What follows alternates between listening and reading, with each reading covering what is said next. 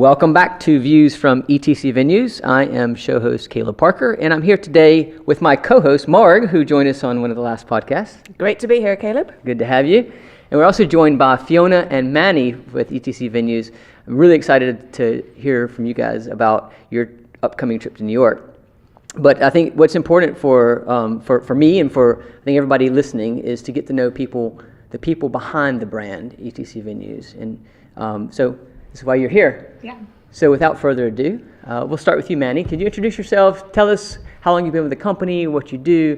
Did you enjoy this record heat this past weekend? Sure. So my name is Manni Sembi. I'm Director of Sales for New York. I joined the business a little over 11 years ago. It was a super exciting time for the company because it was their first venture outside of the capital. So I joined opening the first venue in Birmingham. And then I relocated shortly after that to join the London team. And I've been here looking after a couple of the London venues for the last 5 years, including the expansion of our first venue in the West End. In terms of the lovely weather we've had here this weekend, sadly I missed it. I was actually jetting off to New York. I know. Well. So we had some nice weather there, but not as good as you guys had here in the UK. And yeah, we had lots of fun. So we were there for about a week, lots of walking around, lots of sightseeing, and just enjoying the fun of the city. Excellent. We'll come back to you in a moment if that's more questions. Sure. Fiona, hi. Tell us about yourself. So my name's Fiona McPherson. I am Vice President of Business Development for USA, etc.venues. I have been with the company for just over 6 years. So I started with St. Paul's. I went one of our conference venues in the city. And then I've opened 4 venues with etc.venues, the larger conference space. So obviously very excited to move to New York with Manni, and we are going to be looking at the larger conference space. So it's going to be very exciting time. Something I've done before, obviously opening the venues, but doing it in a new city is going to be a challenge, but a fun challenge I'm ready for. So you're a veteran at opening these new locations. Yes. All right.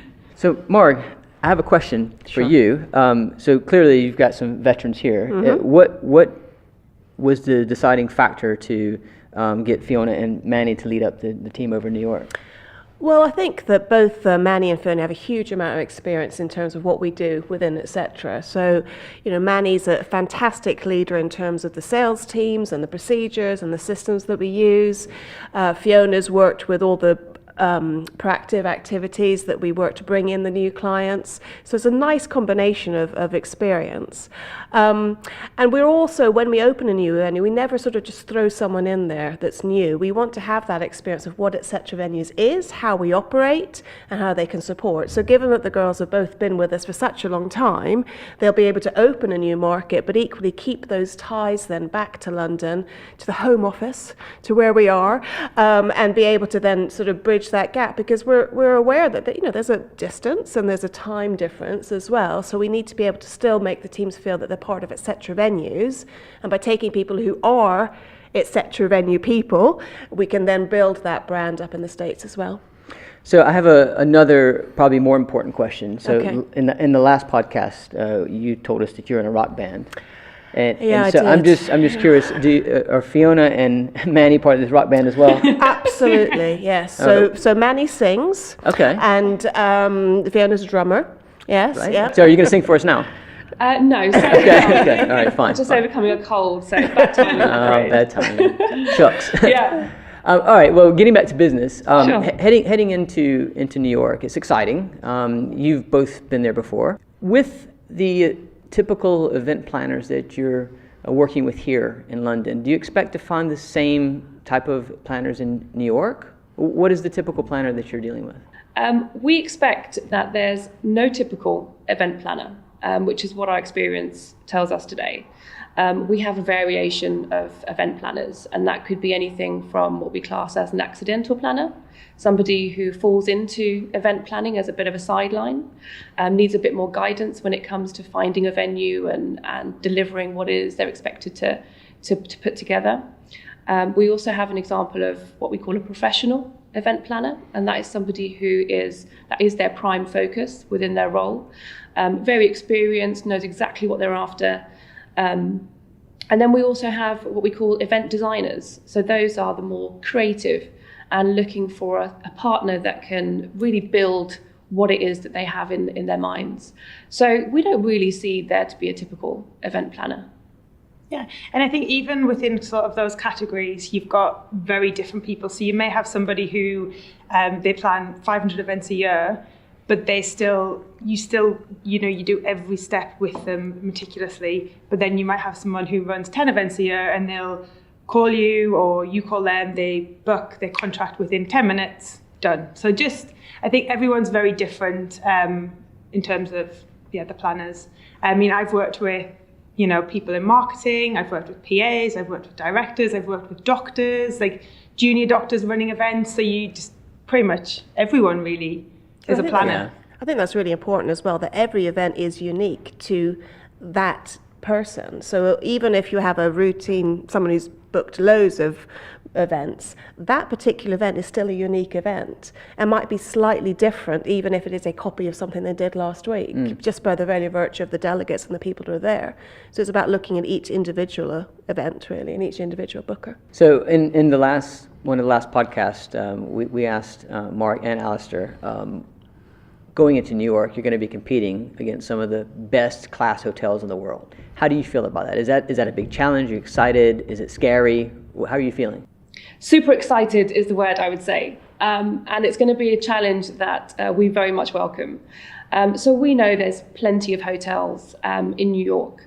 And what we're proud of and what we know as a model that works in the UK, bringing it over to the US, is that we're specialists in what we do. And that's where we really see our opportunity in comparison to the range of hotel offerings in New York. So I think with us being able to home in on what we do best, and that is specializing in the training, conferences, meetings and event venue space, really helps give us that confidence before we step over. Going into a big city like New York, and you're not a new brand period, but you're a new brand for New York. Yeah. But being able to lean on your experience here in the UK and take that into New York, I think is exciting, personally. Yeah, absolutely. And hotels, their specialist area is their guest room stock. So any ancillary space they sell on the side of that is an addition to their revenue stream. And it's the opposite for us. Everything from our food offering to our built-in AV is what we will be looking to home in on and really spread the word. Well, you've both been with etc. venues for quite some time now, so you've left the hotel side of the business and you've stayed here, so there's clearly something there you're liking. No, absolutely. And there's something to be said for working for a business for a long period of time that just consistently grow. I mean, I joined the business when we had 7 venues in London, and we're up to 17 now. So being part of a company that is consistently growing, always looking forward and investing in areas of food and quality AV speaks volumes. So Manni, I'm curious, you've been doing this for quite some time. What's one of the biggest challenges that you've had to face and deal with when it comes to your clients and the questions they ask you? Good question. I think more so now the challenge is clients trying to compare like for like when they're comparing us and our product and what our offering to a hotel, when actually they're completely different. And there's a lot of talk about return on investment, but we in the UK host a number of graduate programs, and what we're finding is there's a lot more conversation around return on engagement as opposed to return on investment. So clients that we work with on a regular basis will often look at the investment they put into a program for their attendees, and if those attendees will actually still be with them a year later. So that's more of a measurement that we're hearing more so about in our industry as opposed to return on investment, which is fantastic for us in the sense that, that's exactly what we home in on. That's what we specialize in, and making sure that the program, the delivery, everything from the point of arrival through to the AV, to the service, the food quality is in line with their expectations and will help facilitate their return on engagement. So I think some event planners listening right now might hear that and kind of say, okay, that sounds good, but what does that really mean? So what are you hearing from your clients that you're giving them these positive engagement analytics? What are they telling you? Are they coming to you and saying, how are you helping them measure that? I think it's on a case-by-case basis. It's understanding what that individual booker is looking for and what they put at the top of their list in terms of engagement, and really homing in on that area, be it AV, be it the food quality, be it the experience and the service and delivery on the day. So we have the flexibility to push and pull, where we see fit and facilitate that. I think we've always been proud of not being the cheapest option on the market, because there's always going to be someone who's cheaper. And that's not the game that we play. What we do is we deliver really good service and quality so that people who are attending the training or the conference actually learn something and go away and can use that then in their business when they get back to their desks. We've had clients who have left us because they found a cheaper option. And Fiona calls them her boomerang clients. And that's fine. And sometimes we say, okay, you know what? We're not going to play that game. Go somewhere else. You will find a cheaper option. And then they come back to us. Why? Because the service is better, because their attendees are actually listening, because they were engaged during the session, because the food was there so the delegates didn't fall asleep, because they didn't lose half the delegates after the lunch break. So a number of different factors. As Manni says, it will depend on the individual client, what those KPIs are. But definitely, we don't play that sort of price game, because that's not what it's about. A training session shouldn't be a cost to your business. It should be something that you need to do to ensure that your business grows. I think we could do a whole podcast around that. Absolutely. So Manni, you've been doing this for quite some time here in London and Birmingham. I'm curious, what's some of maybe the biggest challenge or the hardest question, or what are you hearing from your clients that really makes you go, What we want to do is make sure that they appreciate the fact that it is more about the experience. And what we do is we understand each individual booker's requirements, understand what is the most important factor to them, be it the AV, be it the quality of the food, be it the service element, and really home in on that and make sure it's a creative experience, the best experience for them possible.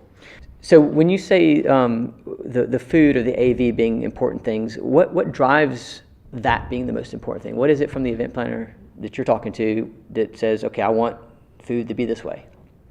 Sure. So if an event planner comes to us to say that the purpose of their event is around the quality of the food and the networking element of the event, then we can really home in on that and make sure that they have all the options available, which facilitate that. So we can talk them through all the menu options, specifically created by our in-house chefs, talk them through how we can set up food stations to make sure that their attendees engage as much as possible whilst being able to enjoy the food at the same time. And a lot of our venues here in London, and I know what we're planning to do in New York, we don't have a lot of fixed points, so we can be incredibly flexible. As Manni mentioned, if you've got sponsors, so we put food near sponsors because people migrate to the food, so then that keeps sponsors happy. So just having that flexibility of our space, which allows us to do what the client wants with that space. Well, Manni, Fiona, thank you so much for joining us, and thank you for being an amazing co-host. Oh, you're very welcome. You're going to join me for the rest of them now, right? Absolutely, no problem. Okay, good stuff. Well, all the best to you as you go over to cross the pond into New York, and wishing you much luck. Thank you very much. So much. Thank you for tuning in, and be sure to tune in to the next episode of Views from etc. Venues.